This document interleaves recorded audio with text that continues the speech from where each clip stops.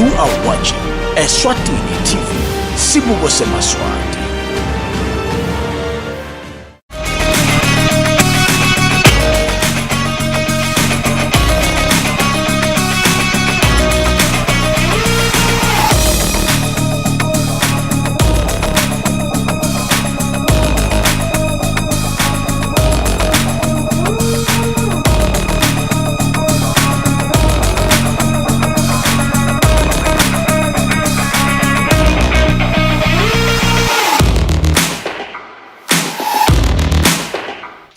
Beautiful day indeed, once again to meet on a lovely Monday. Hello and welcome. This is Temidlalo. As usual, we give you the best updates when it comes to sporting activities in the Kingdom of Eswatini. Things to have taken place over the weekend, things that are about to take place this coming weekend, anything you want to know about sports. Otherwise, for those who just join us on different platforms, it could be YouTube, it could be on Skujane. Sit tight, it's going to be a lovely show. Now, we are going to talk about different things that includes some players just coming in now, knowing that now they have crashed out of the Women's COSAFA Championship in Port Elizabeth after the defeat against Angola 4-3. They had a chance, of course, to progress. We'll touch on that. We'll go on to talk about the Manzinikov Day, where it was indeed a fun field. Activities took place. We'll touch on that.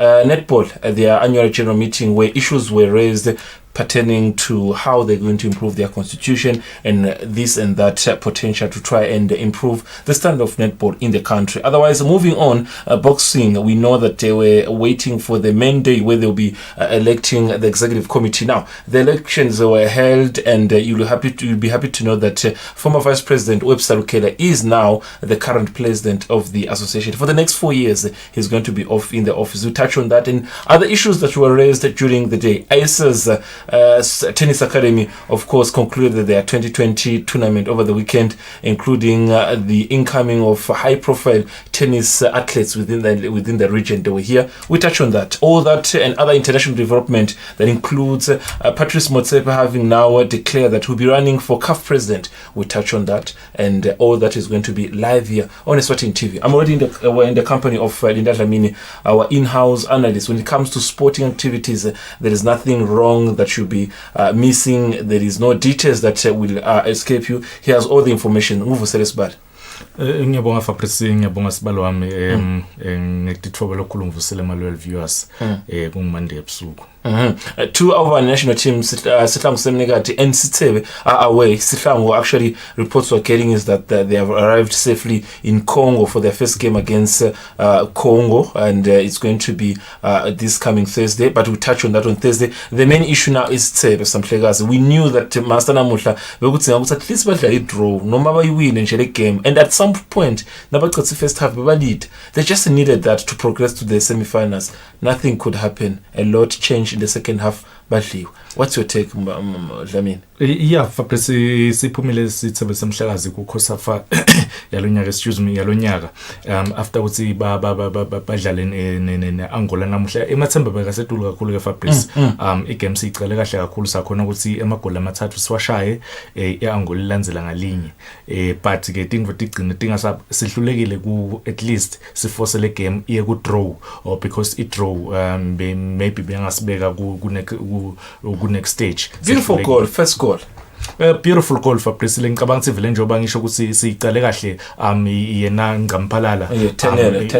Yes, very good. He was even woman of the match. Yes, nawubuka le ndlela dlala ngacishe onke lamagoli ube involved kuwo. So ngicabanga ukuthi nje kushode i-game management ke Fabrice, because nawubuka ukuthi leli goal lekuwina le layo iAngola liqhamuke ngesikhathi lesengetiwe. Kuhluleke kakhulu ukuthi le game imanage because i-draw njengoba ngishilo ukuthi beyizivuma ukuthi sichubekele ku next stage, but as second best. Yes, second best kusehlulekile. Nasibuka lamagozi, I mean, we get to the point that lokhuluma ngayi penalty, but Angola, the way they were happy, they knew bona ukuthi vele winning the game or not winning nothing much, but just they wanted to leave the tournament having won a game. And I think now at some point they showed strength, couple of good players in the front line, but look at this finish. I mean, when you talk about Eswatini, that's a beautiful finish. Knowing where the keeper is, I mean, Sebe can do better. They can do better for Presi. In fact, this year Angola but we were able to score 3 goals. Yes. We were able to score 3 goals against Angola. Leyo ibe inhle kakhulu ngicabanga la shota khona kakhulu kule move ku defense na technically ke ngicabanga ukuthi lapho le involved bet ngakhona ukuthi manage because nangabe uyaleader I team uleader 3-1 about 20 minutes to go 3-2 bakhona ukuthi bashayele sibili phenze ukuthi 3-3 ukutshela something lapho as a coach ukutshela ukuthi salo ungamane uthase onke lama players omang9 uyahambe uyovala because with the ladies kulula kakhulu ubeka libonza then lalabanye sibahluleka ukuthi batawudlala kanjani base sihlulekile kweni. We needed 45 minutes to defend in 45 minutes Dlamini ukuthi siqhubeke kuma semi-finals. When you look at the technical bench, we'll get to the moment you touch on quickly before we move on to other topics. When you look at technical bench, Bongumo Mdluli and Fiswe Hlop, the incoming of Mr. Mdluli, another Mdluli, of course, Anthony Mdluli, who is the main man left with Sihlangu. So it's a Mdluli affair when you talk about save. What do you think impressed you? I mean, this is now the penalty. I would say we'll maybe get a good close. This is, look at the time there in the corner. It's something like 92, 93. This is during other time. She can't believe it. She touched the ball. The game was about to finish. We conceded. And going there in a penalty for the keeper, the trust, the nation is on the keeper. I mean, lack of concentration in the last minute. Buka penalty.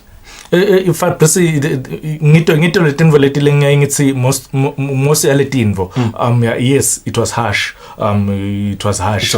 yes because le bola agasho ukuthi mhlambe uhambile wayivimba ukuthi ngangene epalini ifika yamshayisa nje unfortunately the hand was not in natural position yes vele bese soyinika ke rafela I penalty but njengoba ngishilo ukuthi letinye tinvo akugcina lokuthi labadlali baze bafikela khathe boxing lane na bese defender mbamba ningabaniki isikhala sekuthi bafikela khathe boxing lane but ukhuluma ngaye yena coach Musa Mdluli ngicaba ukuthi utawufunza afisiwe spin with the Sithebe national team uyati experience yakhe udlalile futhi ke in the highest level ngicaba ukuthi nyalo ukuthinga ukuthi Musa afunze lokunengi la kubofisiwe. Quickly, you saw the celebration of Angolians and then master at this point in time bebathi ukuthi it doesn't mean anything but just to win that game ukuchela lokunenge ngale team ukuthi bona it's all about look at the celebrations, they are out of the tournament but they are celebrating. So kusho ukuthini kithi nangabe besta uqhubeka besta celebrate kanganani? Thina besta celebrate kakhulu Fabrice. In fact I almost wrote something ku social media na slate 3-1 ngase singadecoda because kuba khona nembeza lokutshela ukuthi this is football kungendeka noma ngayini uyabona ngase sengibamba kancane kwavele kwenteka lokho 3-3 saphinze sadliwa 3-4 so ngicaba ukuthi ile win bengasinika ku December lokukhulu kakhulu because remember thina asikaze sayiwina iCOSAFA both male nama females so this time around besethembile ukuthi sitakwe but the major problem lebekhona with this team lokuthi abakadlali cishe isikhathi lesithe ngeke ngeze ngibablame kakhulu even the technical bench ngeke siblame kakhulu because there's no time to chat. Exactly.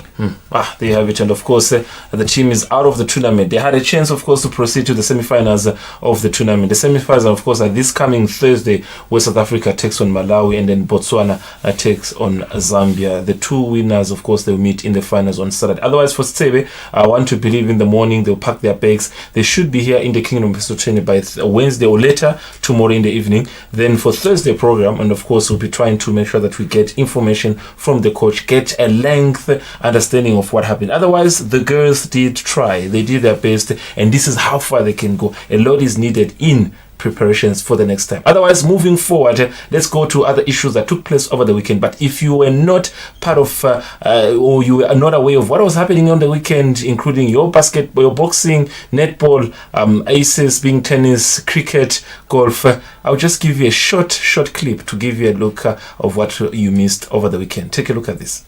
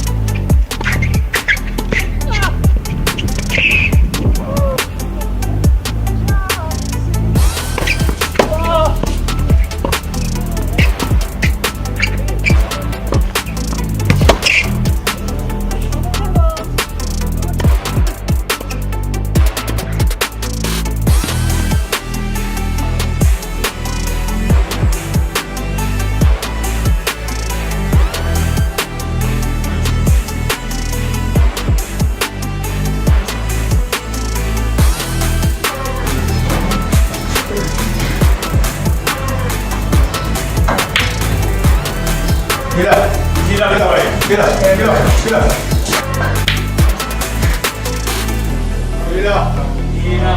on, Sarah. Come on.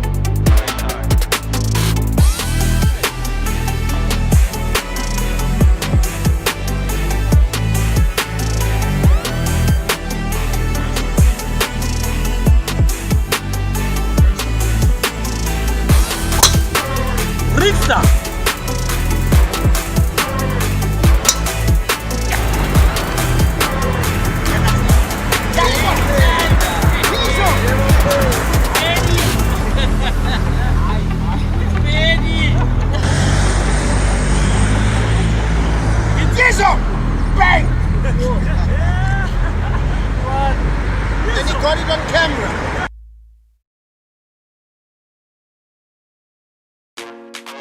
Sun's out. Brighter prints are in.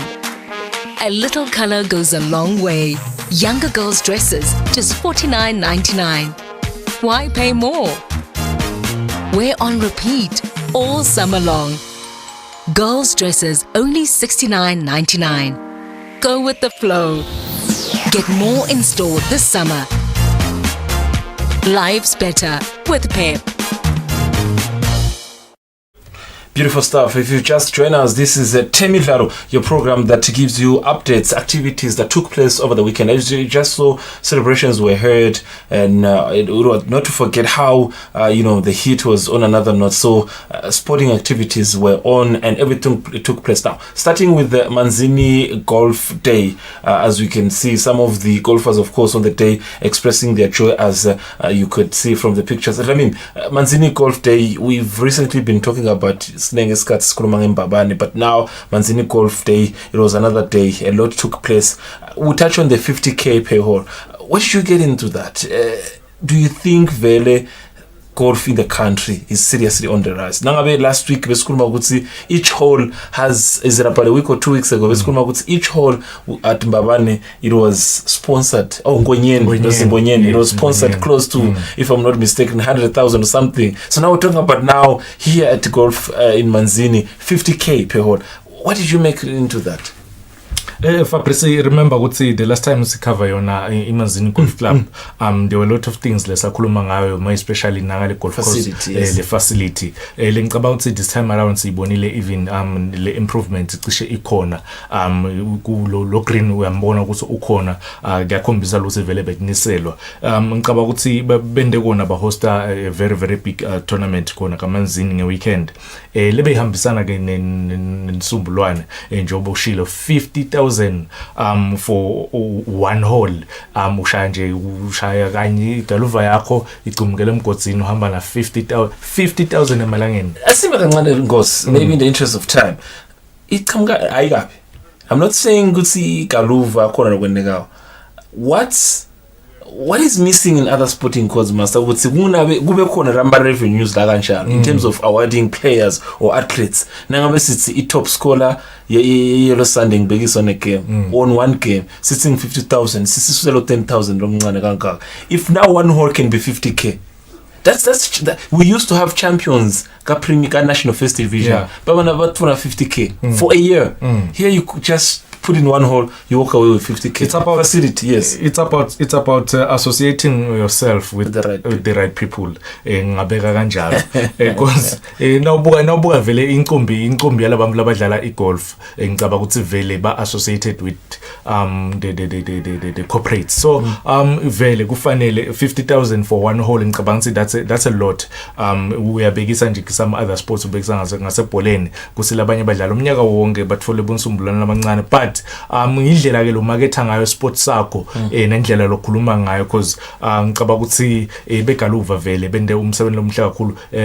A couple of weeks ago besengonyeni nakhona lapha bekubekwa imali etiningi kakhulu and over 50 noma sponsors nyalo imanzini ama sponsors including more M10. So ngicaba ukuthi idiningi letinvolved Fabrice leti contributor ku golf bakhona ku market le sport bakhona nalokukhuluma. There you have it. Now if you are one person to understand, maybe from the committee of the Manzini Golf union, I would say put it that way, because there's the Babane Golf, there's the Manzini Golf. So there's a member of the committee, Patrick Kametse. He's not a new face in the sport industry. He was once the director of Manzini Wanderers Football Club. He's expressing what took place over the weekend. Anything you want to know about the athlete, the golfers on the day, excitements and anything, listen to Mr. Kametse giving you this update.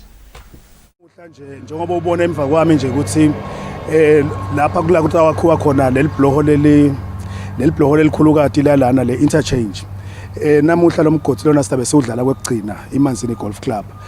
Mase sesudlala kwekugcina nje next week sizabe sesithuthile sesodlala encenye ngeke uphinze ubone lo mgodi. Kungaka ukuthi lelanga la namhla lemcwaka kakhulu ngoba asiphinze sibe nawo lo namgodi. Bayathi ke labayidlalile igaluva kaManzini ukuthi vele lena bekuyi signature hole yethu bawudlala nje bowathi ukuthi ujake number 9 noma number 18 ngila khona bowufike ubese sowusula khona inkundla.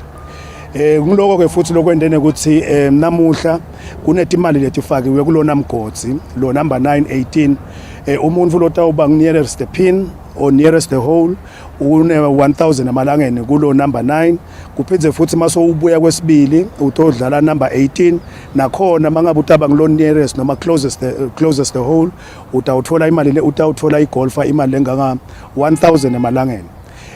Baphindze basichasa ke labanye baselidwala lidwala insurance bathithe uma ngabe kukhona umuntu lotawenda ihole in one ukuthi uyishaya mawusuka le ku T-box ingane ekhathe emgodini kunesamba semali lenganga 50,000 emalangeni. Siyakuthokozela ke lokho ngoba enhlanhla lekhona in the past 3 weeks sibe na 2 hole in ones kulona mgodi lokusho ukuthi ema chances ukuthi ema golfers ayende ihole in one mahle kakhulu. So siyethemba nje ukuthi lama golfers lamabili nje lafaka ema hole in one kulama viki laphelile akhona namuhla. Siyethemba ukuthi bakhuthathekile ke nabo ukuthi namuhla kungendeka ukuthi bayithole le mali engaka 50,000 amalangeni. Kungaba kubonga nje kakhulu ukuthi kubo bonke laba labasichase ngaleti mali kulena nzebe yanamuhla ezema golfers akaManzini. Siya appreciate kakhulu siManzini Golf Club. Siyabonga babe Madlenya sibona lo mgodi lona uyi part 3 ukhuluma indzaba yokuthi niyawususa lo mgodi lana nomix angenye indzawo ingabe yani umixa khona utawuchubeka yini ube ngile part 3 sitawumaintaina lokuthi kube ngipart 3 ngoba ku golf course mangabe utawushintsha ngoba kuba khona indlela okubalwa ngakhona mangabe ungeke umane ususe nje umgodi ku part 3 bese uba na part 4 uyayi kwese kunalo kulesithi course rating. So le course rating kufuna ukuthi labathithe bate bato assess bese baniketa ke lensha I rating. So kuze simaintain kufuna ukuthi sihambe sovusa le part 3 le yona le part 3 itofanana le structure sale migodi mnethu. Beautiful stuff, of course, all the way from Manzini Golf Club, and of course, beautiful interview from Patrick Kameze, and of course, to credit our colleague Tapiroma was on that note too. I wanted actually to find out as Beakuruma Masa would see, and then the question come in. Thank you very much, Shengu. Now, one thing I want to find out now is that the 50K. So there's a lot of people who think you can't be rich through sport. nangabe usithe vele gamethe ukuthi bakhona bayitholile. So it means you are 50,000 richer just in one weekend. That's a lot. Yeah, that's a lot. In fact, vele ushilo Mr. Gamethe ukuthi the previous week kukhona labang 2 labakhona ukuthi bashaye ifike ingene lomgodzini. So that's 1,000. Yes, but lo 50 akusulo now from the tee off. Yes, from the tee off. Ushaye le bola straight. Long 1,000. Long 1,000 lo. But now ushaya lo 50,000 from the tee off uyongena lekhasi emgodzini. Ngilo 50,000k lesikhuluma. One other thing Fabrice lengicaba ukuthi labanengi bathi buta ukuthi sikhuluma nga hole 918.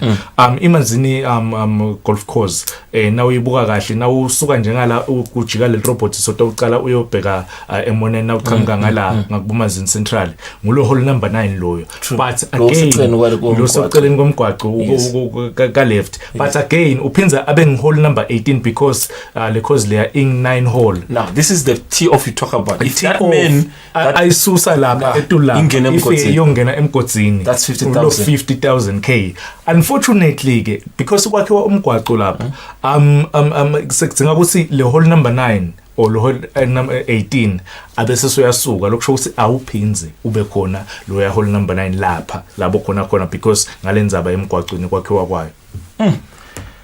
Wow, beautiful stuff, beautiful pictures all the way from Manzini Golf Club. Hey, Manzini Golf Club and the sponsors, we're never ready. If this is what it takes, we are all going to play golf. Trust me. Now, there you have it. Moving on, we move to tennis. Tennis, of course, we talk about Aces Sports Academy. Sorry yes. Yes. Interrupt, Fabrice. Let's congratulate our producer, our colleague Fanafuti Pembe, for winning one of the monthly mark Mbabane, a very big tournament wayewina ya October.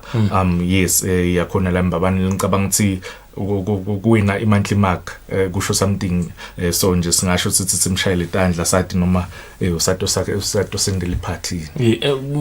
Addressing the issue of Fanafuti Terrible Pembe, I think there's still a question I still have, Master Wutsi, because the focus is there. It's noticeable to say he's doing very well when it comes to his golf skills, but the question still remains labamtsanze boreni kwendegana wasivalelisa yini azange siwona uthini lapho dlamini ngiyibona niba kanye unfortunately at the moment ngathi ukuthi udlala igolf phinze abe president ka tech ball. Is he a registered player of Premier League? I'm not sure about that. Singatsinga ukuthi silanzelele le ndzaba le but nje njengoba ngishilo ukuthi lengwate ukuthi udlala igolf is doing very well. Tech ball is doing very well, so singasho nje is a man of many talent asimshayele intandla. They have it. Thanks to that reminder, of course, congratulations to our colleague Taribo Bembe Fanafuti, who is well known with his football skills, but this time around the focus is on golf. He's been awarded as Eswatini Reinsurance Corporation of the month of October, knowing that now the reinsurance plays just now a month behind, but now they'll be picking up from this November. So he's the champion for October. So if anything terrible was to happen right now and golf stops being played, so he'll be, because they say you are always best as your previous game, so he'll be always a defending champion for the rest of their life. So he's currently the defending champion of Eswatini Reinsurance Corporation. Somehow he is currently laughing at me because of these comments. Now moving on, we're moving to tennis, where over the weekend we saw Aces Sports Academy, of course, holding their 2020 tournament. I mean, the tournament being in about almost all the key players, key athletes, key tennis players in the country, but internationally, sibone some of the key athletes coming from Zimbabwe, specifically this man called Benjamin Loke. Ushokuthini lokho Dlamini nawubuka wena?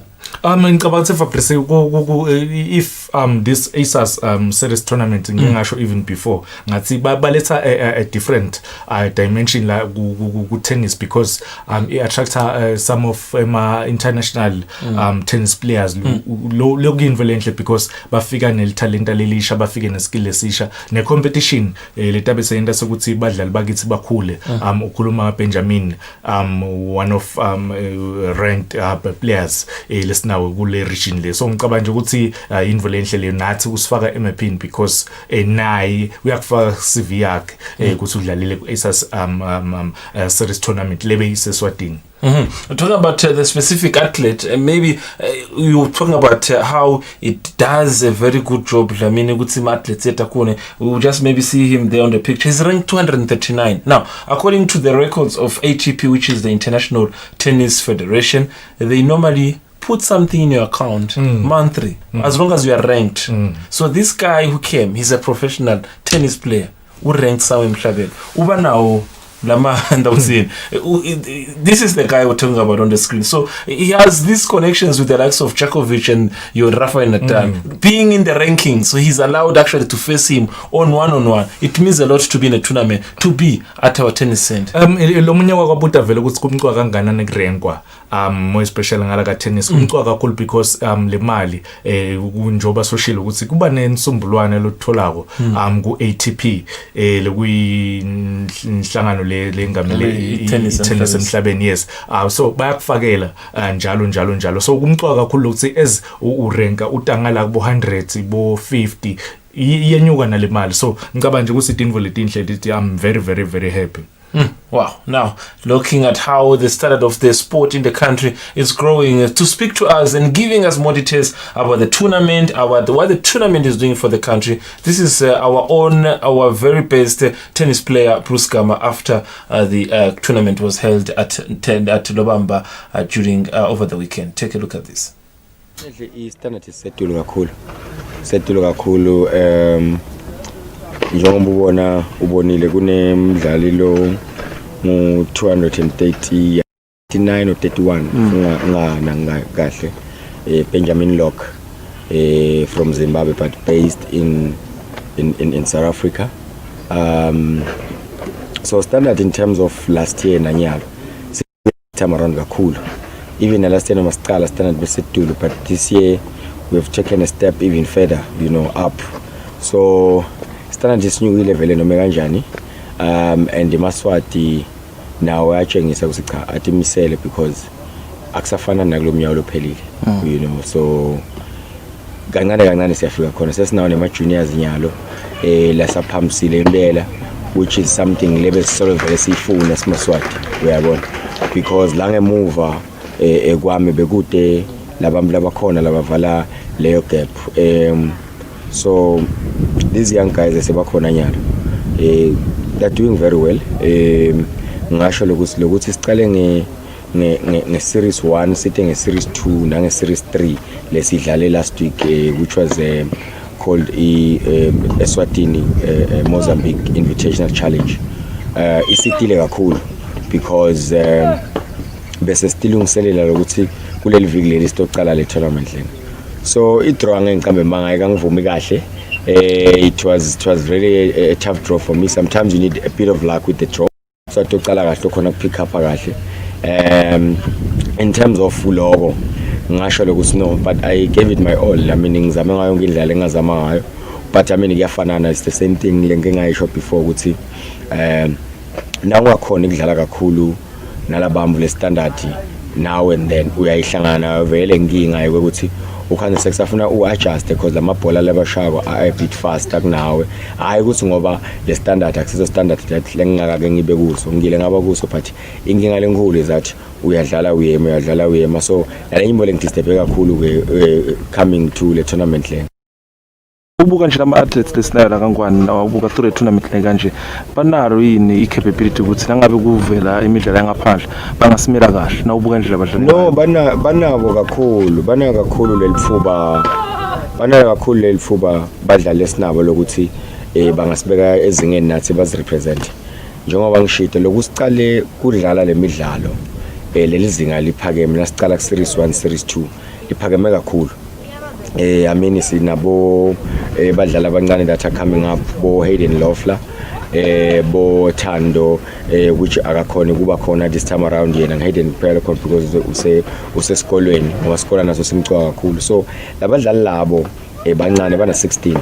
So but leli zinga lesebadlala kulo manje liyathembisa impela. Ngicabanga ukuthi if baqhubeka baphusha nje bathi ayakhashana kakhulu ngishona kunami, uyabona. so ngiyajabula lokuthi eclise sinayo lemvole nalezi zafu sale series 1 and 2 and 3 besendele kona lokho lokuthi the more siba nema competitions lamaningi the more labadlali bakhona lokuthi batilungisele kahle bakhona lokugcina so mina ngiclear lokuthi talent asinalo kakhulu ngaphandle kwabanye abadlali engakababaleli sinelithanda lelinengi kakhulu but inkinga khona noma ungajima kangakanani but na ungakhona ukudlala nalabamvu labasedulu isikhathi lesiningi ngilapho lahlangana khona nenkinga ngoba awukajwayeli le level lokuthi ucuthelana nabo labamvu le level lebakakuyo uyabo so lasingadlala kakhulu ngephandle esidlala kakhulu amathomdla asedulu noma kanjani italent angilidoubt nekulidoubt asinalo kakhulu la ekhaya Eswatini.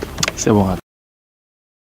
Now you've heard it, talent is much appreciated and it is of course among our top athletes in the country. There is talent, there's no doubt about that. ESAS is claiming that this year's tournament has got a good standard and of course thanks from the captain himself of the club and he also is a tennis player. Quickly Kamini, before we move on to Paul, he is one of our best in the country but he's also passing this good comments to the young stars who are coming, your Tandu, your Lofla, all these guys who are coming up. There's one thing I like about Yena Bruce. He's never been jealous ngama youngsters leta emva kwakhe.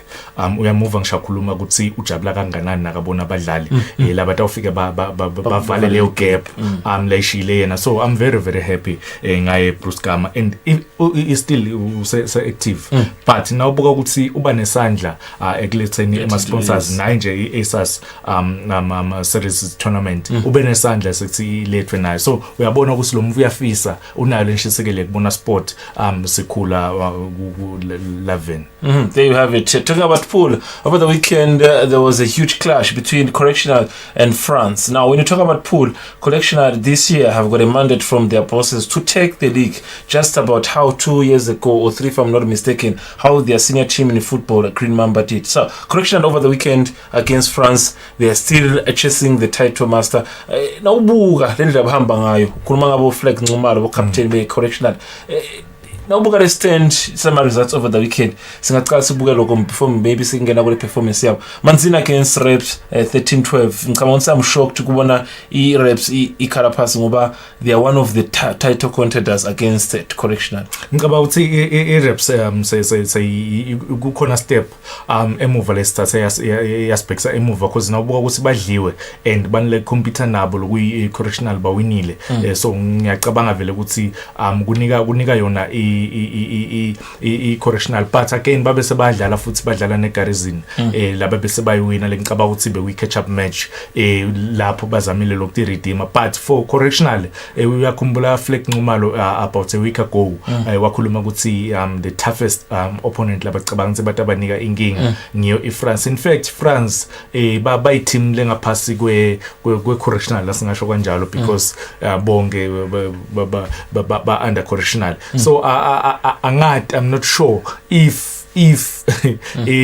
kungaba nemthelela yini ukuthi iCorrectional laseyidzinga emapoint bayodlala neFrance bese sekuyakhulunywa kuthiwa madodzana basekhaya nini seyidzinga lenkomishi but keke ngale ndlela lona ubuka ngayo le game ngicabanga ukuthi bekude kuthengiselana lo bekhona. I'm very very happy but nje Correctional they are proving kuba strong kakhulu.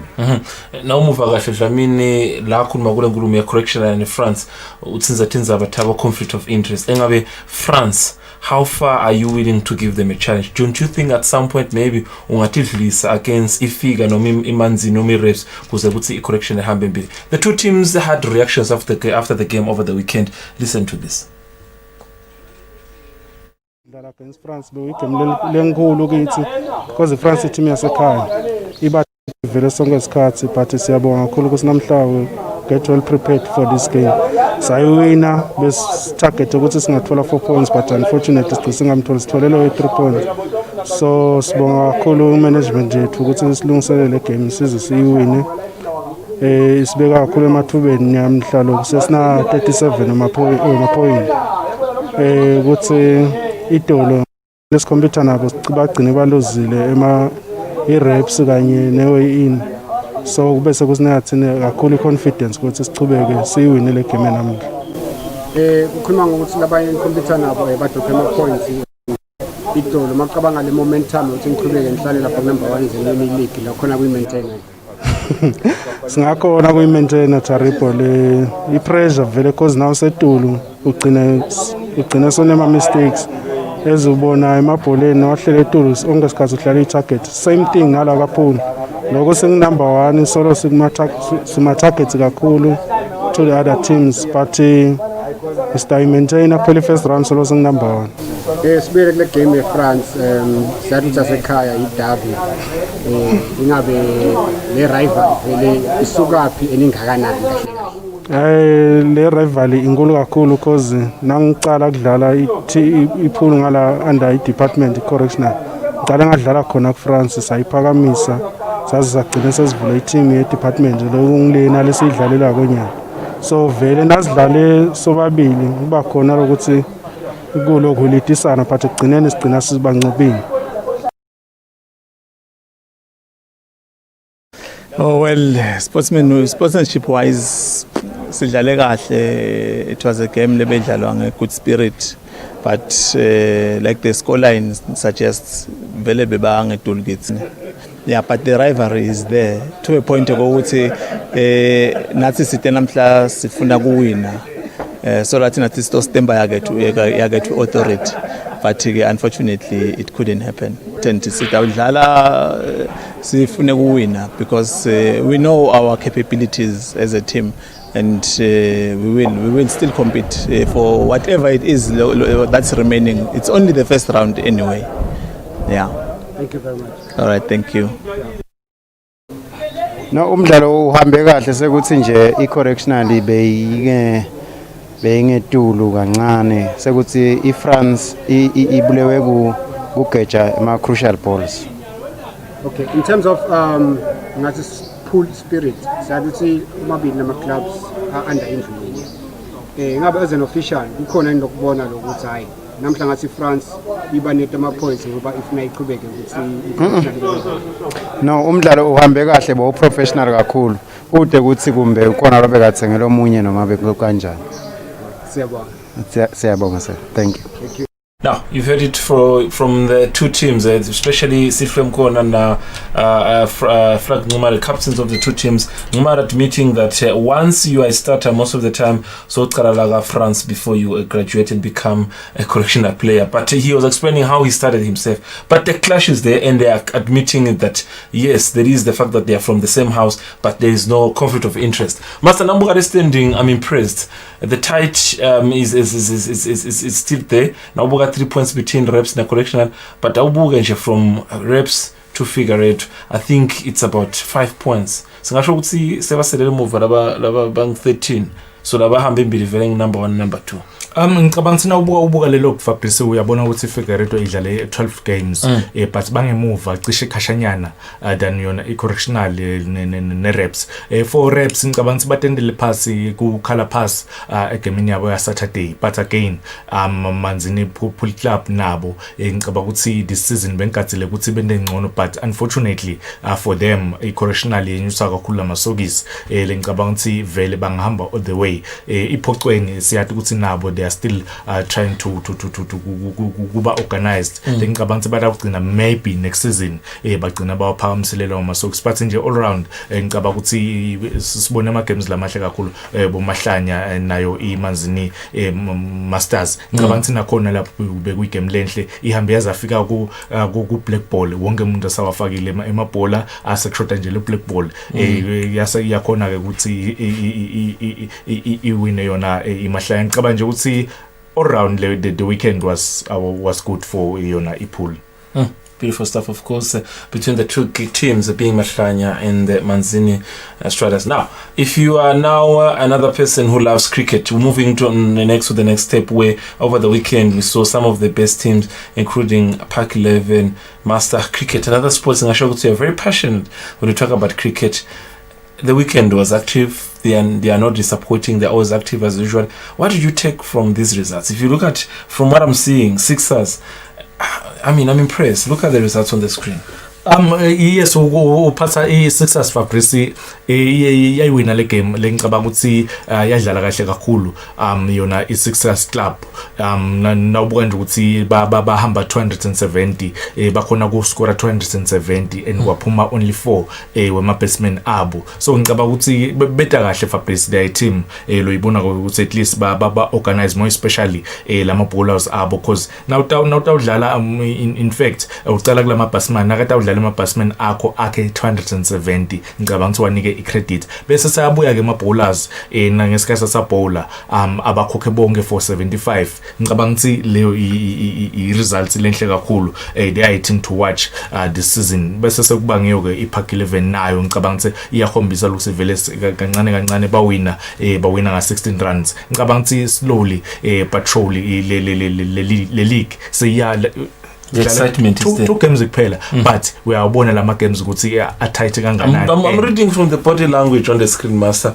Labadlali nje but they look very focused. The game nabuka nje nalaba bePark 11 on the day, beautiful outfit of course as usual, but the competition is getting tight.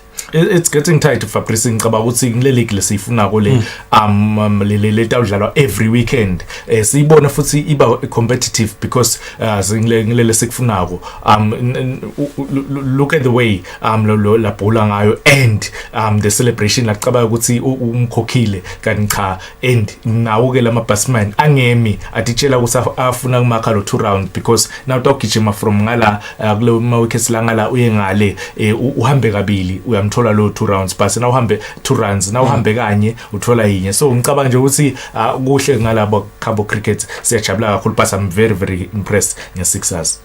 Look at, of course, beautiful pictures, of course, from our team. And then it was a hot weekend. The heat was something else. I can imagine by Malkin's Country Club how the players, of course, the athletes were doing. Now, look at how the log is looking like. Group A and Group B. Park 11, of course, doing their best. There's the likes of Rotanya Club, knowing the two teams open the COVID, finals. If you remember the first game we talked about a month or two ago. And Dada 11, Rogers, and Indiana Warrior. Look at Group B. Look at now Sixers. They are coming up fine. They are still down there, but impressive results over the weekend. Fabrice nawubuka mhlambe lo minute awudidadide labo M labo W labo L abo tight matches ema wins loses tight nangabe tight ke lokusho ukuthi tibambene kangakhi kusho ukuthi uyabona nje ukuthi Group A kude lababambene no result lo NR no results kuyenteka ke game Fabrice kufike litulu lidvume bese siya cancel uthola ukuthi kuthiwa no le game lena kube no results lokusho ukuthi kude lo tawu ngaso unikwa lawo ma point ngicabanga nje ukuthi kusete lokwentekile kuloku ngala ku Group A base nawubuka ku Group B cishe yona iMCC number 1 i11 nawubuka ku NR wakhona 1-1 lokusho ukuthi ngile game leyo ke laba leyadlalwa base sebahlukanisela khona lamanakuza kwabade lo winako ngalamanye amagama but nje for iPark 11 nawubuka ukuthi Group A bayalida asike sakhuluma ngabe even na last season badlala kahle kakhulu bafika ama finals bayiwina, so ngicabanga nje ukuthi lo Group A vele bakhombisa ukuthi bona they are coming up okay by team le organized. Beautiful pictures of course as you can see the teams and this is one thing we need to work on. I'm worried, master. We always talk about cricket and the venue is similar. What's the point of always being at Malkins? What can we do to have another venue? I hope because kune AGM letako nge weekend ka cricket. True. I hope ukuthi leli committee letako including the president because itawuvotelwa kuvote ngisho president lonke leli committee litawushintsha. I hope ukuthi lonke leli committee litawufika litawuta ngitindlela letinsha alizame ku negotiate even nakuleti kola lama private schools because kune cishe kune facility lengcono kushintshe kungabe ngile Malkins kuphela. I hope ukuthi onke lama candidates la funa kuba president because baningi la bafuna kuba president la ka cricket kwanyalo stawova ukuthi nge weekend lingenelwa bobani lwena bobani but nje all the best for laba campaign abo. Beautiful stuff, of course, coming from Master. No, talking about AGM for cricket this coming weekend. This past weekend, especially on Saturday, a Netball Association, they did have their annual general meeting. Another association that was heavily, I would say, hit by the ongoing pandemic, coronavirus. They did hold their annual general meeting. And I think, I want us maybe to listen to the president a bit first, so that maybe when we come back, we analyze what she's going to be telling us. Now, this is Smangele Motsa, the president of Netball Association, talking about the meeting itself, the AGM, and for them it's not 4 years in the office, it's 3 years that they are left with, 2019 up to 2022. We're used to 4 years with other associations. For them it's 3 years. Now let's listen to Smangele Motsa giving us a reaction about the AGM. Umhlangano wethu namuhla i-AGM yethu yesibili siformatla netball. Emhlanganweni wethu namuhla besitobukeketa ukuthi ingabe senteni kusukela eminyakeni lophelile to 2020 lapho khona bebheka ukuthi sibe nemhlangano wethu ngaMay, but ke ngesimo se-COVID-19 sagcina singakhona ukuba nemhlangano ngalo May, so sesinawo ke namuhla. Emhlanganweni wethu namuhla sibuke ukuthi senteni as in terms of we were supposed to have policies in place. Uma siya kuyovela ku review meeting yethu ka sports council ahlangana iyoka kwakuvelele ukuthi ima documents etlafaka ekhathi ama policies ne constitution kwethu base outdated, so kulomnyaka lona sikhonile ukuthi si review noma si amend i constitution yethu. Saphinde saphuma ne membership protection policy lekuyi policy lebuke emalungelo abo bonke abantu laba involved ka netball. Umdlalo uphathe kanjani, umphaya umphatha kanjani umdlalo utiphatha kanjani kumphaya nabo coach, nathi sibaphathi be netball sabaphatha kanjani badlali bethu, yini lebhekekile kithi. So sesinayo leyo policy leyo sayi-crafta last year and it was adopted by the teams nga March 7. Saphinde futhi kulo mnyaka lona sikhonile kuba ne-anti-doping policy kwathi sekuthi live lisayinile i-WADA convention. So nathi si-Netball Association siya-ensurisha ukuthi badlali bethu badlale sport bahlobile, bangasebenzisi izidakamizwa. Sesinayo leyo anti-doping policy, nayo futhi ya-adoptwa ngema-teams ngalo March 7.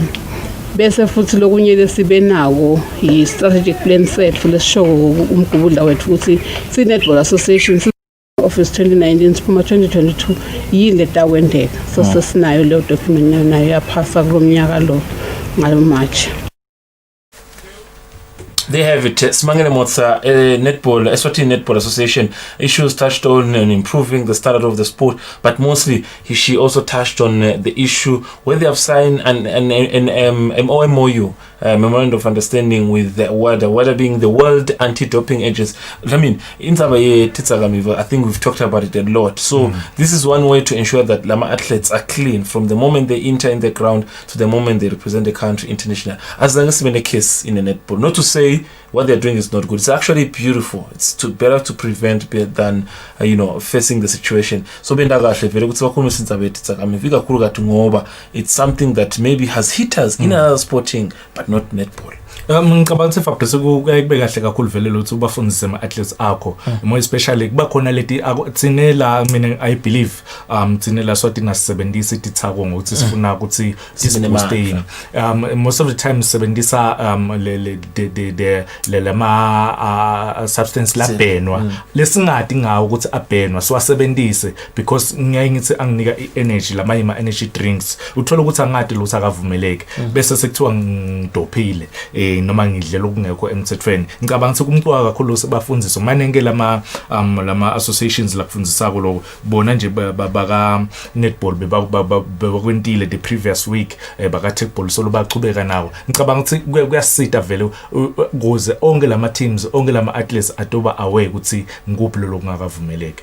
Wow, they have it. Now, let's deal with the elephant in the room. Now, something that is being weighted by everyone is the noise, or rather the conflict that is within Eswatini Boxing Association. Eswatini Boxing Association, about a month ago, they did have their annual general meeting. Of course, beautiful pictures. That's the president, outgoing president, Perry Dlamini. That's how the elections were going over the weekend. Now, that's the electoral, officer being Mural Hofer from Gymnastic Association, and Mr. Dlamini, who is an officer at Olympia Africa. Now, Master Siati Wutsiga Boxing, Beguna Tinging Affair. In Solotikon, this is the man who is now the president. What do you see now with Webster Lukele now being the president? He was the vice president, he's coming in, and I was president. Kuba khona kwe security master lokho ukhombisa ukuthi umsebenzi mbamba bo serious. Bo serious kakhulu Fabrice. Remember ukuthi about 3 weeks ago ukhona meeting labe banayo khona lapha eOlympia kwasuka kugcine ngathi kunemsinjwana. So vele begasekele ukuthi kule AGM le la tawukhethwa khona leli khetho libe fair, kube bede bani labakhalako, and kungabi nekuthi mhlambe sekwenteke ebutulu kujane likhetho lase liyafixwa yini. Ngicabanga ukuthi kwendekile lokho kwase kuthi ekugcineni onke new committee yakhethwa yapresentwa bayibona bonke bantu bayibona nalama teams. Ngicabanga ukuthi batawusebenzisana ukhuluma nga Webster sike sambona before vice president, a very active man lesimbonile even nakulama tournaments lamanengi kakhulu cishe bekazama our organizer. So ngicabanga ukuthi is not new. Uyati bekakhona kule structure lesiphelile kule committee lebeyiphelile, so uyati ukuthi nyalo nabasuka and namaphutha abo wabonile. So nyalo batawati ukuthi kulo next term yabo batakwenda in. Mhlambe nakhuluma ngama sporting codes within the country, ladies and gentlemen, this is serious because football, we do have legends. You talk about football, bakhona nje lapho some of the good players we've had in the history, but when it comes to boxing, it's another sport singasho ukuthi I mean we've got good legends, and then I think they have been there in the previous generation and everything. But what I've noted is that now with the incoming of Mr. Lukele, his emphasis now, he's going to talk to us, is about bringing up all those legends. Talk about your Chicks Lukele, Bo Kitso Show, all those men who used to make headlines. I mean, Naumbuga Kitso Show there, Naumbuga Bofana Botabangulu. All these are big players, national team coach. Utsi Niguti now Sebabuirenje in the image, they want to take charge. Ngihlale ngikhala ngako mne Fabrice ukuthi angeke umgrume umuvu adlale sport for 20 years athi anga retire bese soyamlahla. Mthathe lo mdlalo lo that former player umbuyise dutane nawe umwendise lawo ma classes atokhona ukuthi agrume labanye badlali. So ngicabanga ukuthi nyalo nje yena Webster nakatawuletha wona lama legends boxing. Ngicabanga ukuthi itawucina kakhulu lama young players atawukhona kufunza because bona bafikile kule field badlala sibhakela bahamba bangaphandle le experience leyo batayi transferela kulabafana labancane. Now Webster Lukele, after being elected as the new president of Eswatini Boxing Association, of course, as a former vice president, he has already put things in place on how the association is going to be working. Now, listen to him. He's going to be followed by the Secretary General Mgomezulu. She was in the previous executive committee. She's returning now also once again as a CAG of the association. Listen to the two executive members. Cishe ubonile lo ukuthi siyiboxing sihlangene akuyi ngalendlela abantu le basithatha ngayo ukuthi sichaye baguduva. Lengakusho kakhulu kusho ukuthi iboxing njengaloko wadi sifuna ibe iboxing for all.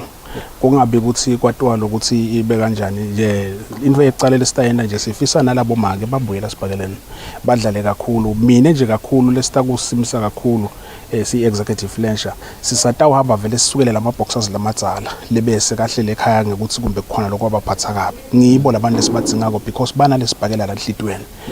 Sibalethe isikhona lokuthi sisipromote ukuze sifike ezingeni kakhulu nje sifise ukuthi konke lesikwendako ifocus yethu ukuthi live maliphumile leyo ndlala ngaphandle lilethe imendlela.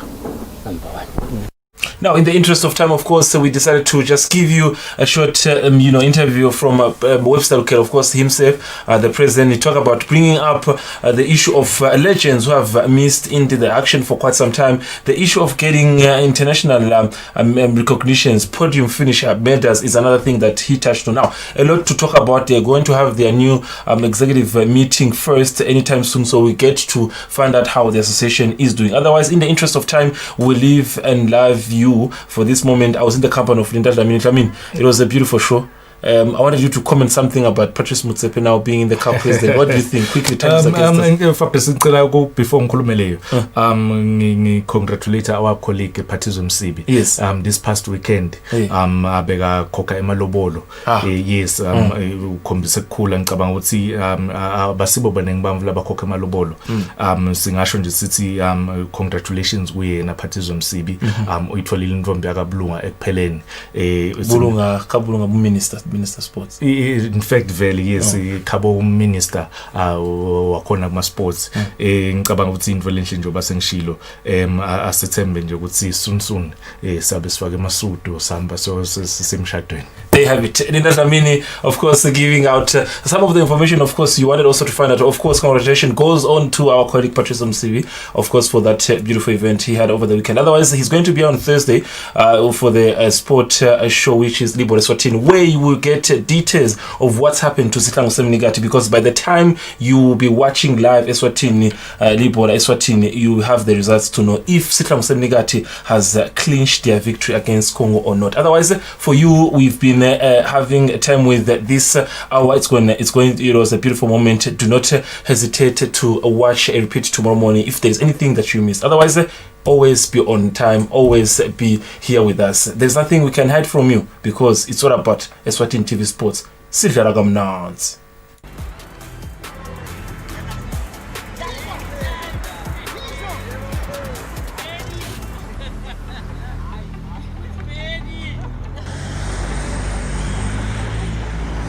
Yes, sir.